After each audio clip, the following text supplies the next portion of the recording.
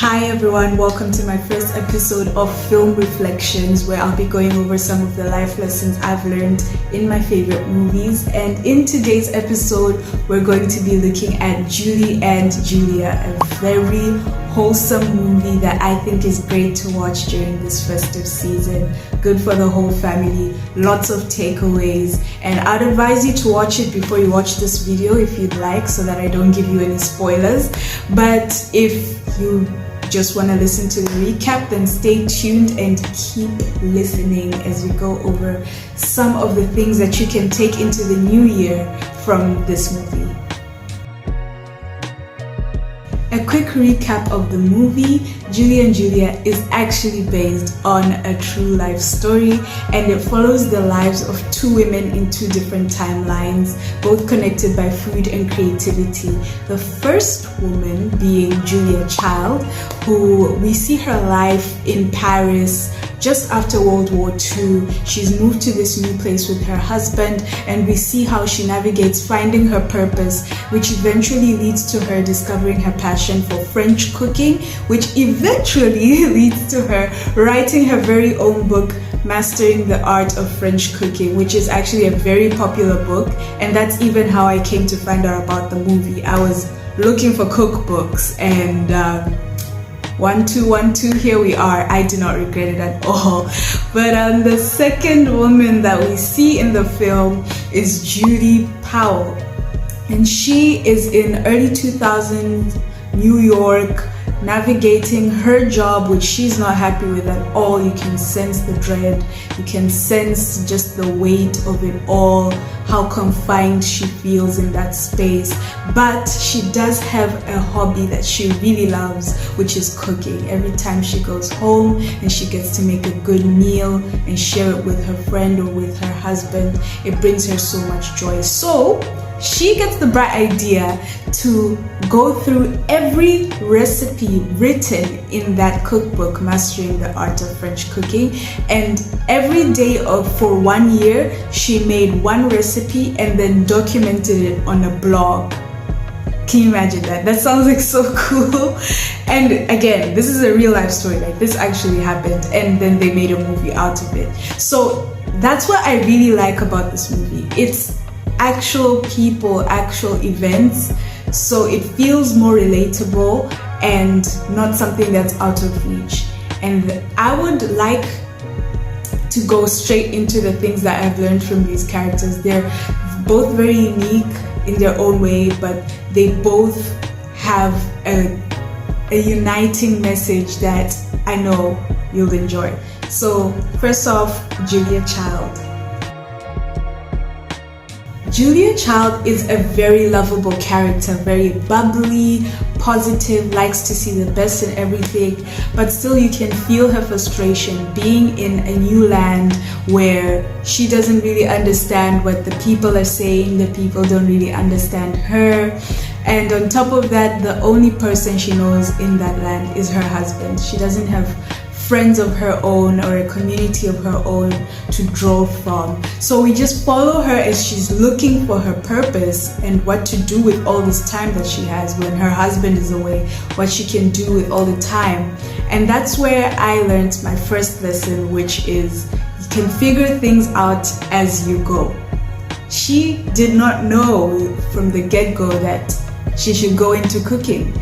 In as much as we quickly learned that she loved French food, the first thought that came to mind when she was looking for something to do was not cooking. So she went through a whole lot of hobbies, hat making and other random things that were suggested to her.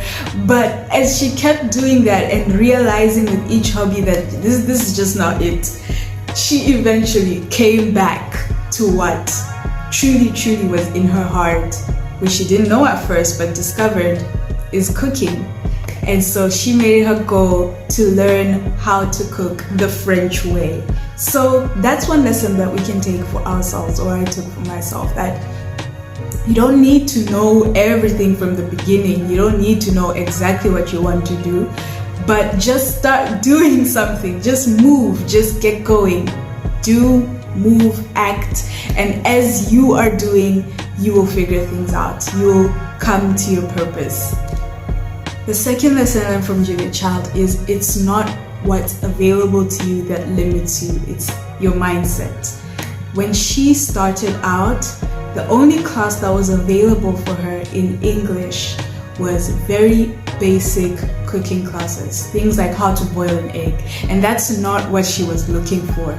So she asked around and ended up finding out that the other class that was available was only catered to professional cooks.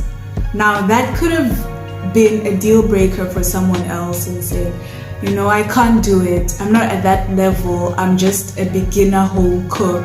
But instead she took it as a challenge, and it made her and forced her to grow even faster than she might have grown in another environment. So that's just another way to think about your own situation. What's available to you? Something that you feel like is actually limiting you might just be the way that will push you forward even faster than you originally would have gone if you had everything the way that you wanted it to be. The third thing that I learned from this character is interest spoken out loud creates opportunity. Some of us might like to be more secretive about the things we like, enjoying them in our little corners where no one can see. But if you share and you speak about your hobbies and your interests, what you've been doing, you might just stumble upon an opportunity that you would not have otherwise come across. Because not every opportunity is plastered on a billboard or in an ad somewhere. Sometimes it's through conversations with people. One person leads to the next person, leads you to the opportunity that you never thought you could have. And that's exactly what happened to this character. For her, she was just having a very random conversation in the ladies' room with a bunch of other ladies, and she was sharing her own experience with the cooking school that she's going to, and how one of the teachers there just really did not like her. And in sharing her experience, she actually ended up meeting two women that were writing their very own cookbook for Americans to learn how to cook French food. And that's it. She went on board just like that, but that was something that she would not have known about had she kept what she was doing to herself. So sometimes just be open about what you like to do. Don't be shy about it, because you don't know what it could lead to. Moving on to the second main character of the film, Julie Powell. Now, she's a more understated character, not as out there as Julia is, but we get to see her story. Like I said in the beginning, she's in a job that she's not very excited to go to, and on top of that, she's got friends that are way more successful according to society standards than she is. So the pressure is really mounting on her. All the people around her, her age mates that she knows, are in more prominent positions and doing bigger things with her, with their lives and their careers, but she just feels stuck. And the only thing that sets her free is cooking.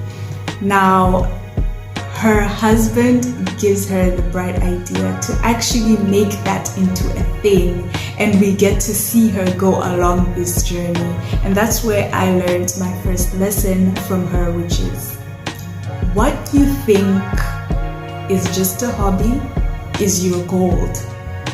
So I've come to realize that you can make anything you do into something big. Anything you do. I know there's some things that are considered more profitable than other things. Maybe if you play an instrument, or if you're into sports, then someone can say, oh, you can make something out of that hobby, or you can make something out of that talent.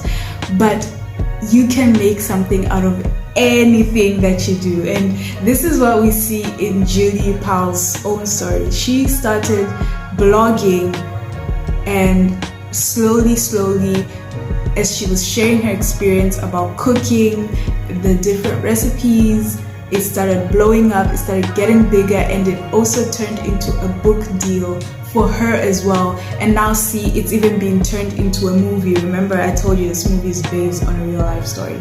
So this is just like a moment for you to think, what is that thing that you've been doing and enjoying it as a pastime? That's actually where your goal is.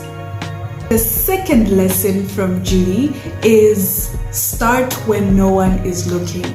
When she began her blog, no one was reading it. The only people that were reading it was her husband, and her mom. And her mom kept trying to get her to stop, but she had to continue because she had made it a promise to herself that she was going to do every recipe for the whole year and write about each and every one of them. So that's something that I want to integrate in my own story. In fact, even right now, I already am doing it with this YouTube channel. You know, the numbers are not high, they're not crazy or anything, but there's a beauty in starting when no one is looking. And the beauty about that is you get to do all the exploring without the pressure of the opinions and the comments and disappointing people. So use that as your advantage, not being known, not being looked at, or just take that as a time for you to explore whatever project it is, whatever idea it is that you've had. I know it's easy to feel like you just want to go straight to the top and you have all the attention and all eyes on you, but there is something important and something beautiful about just starting in your humble beginnings, where the only people that are watching you or paying attention is just you, your friends, your family, and make the most out of it. From there, it will grow. But the biggest lesson that I've learned from both of these characters is that it is never too late to start. Julia was much older in age when she began her cooking journey, but still she managed to get to a very professional level, and to the point of even making a cookbook that is still renowned till this day. And Julie, on the other hand, was in a position that was not favorable in comparison to her peers, her age mates. And to many that feels like the end, that's it, you've missed your shot and you've just got to keep going down this road that you're not satisfied with. But that couldn't be further from the truth. So if there is anything that is in your heart to do, to start, don't look at the time, don't look at your age, just do it. Because this is the next best time to start. Of course, we all wish we could have started something years ago, much earlier, but you have now. Now is the next best time to start. With that, I'd like to leave you with a little challenge, which is to sit with the question, what would it look like to start anyways? Write it all down. Write down your fears, write down your expectations, write down what you have, what you don't have, what it could grow into, just every single thing. What would it look like to start anyways? And then after you do that, start. That's it, just start. I am really on everyone's case about starting what they have to start, because everyone's stories is connected.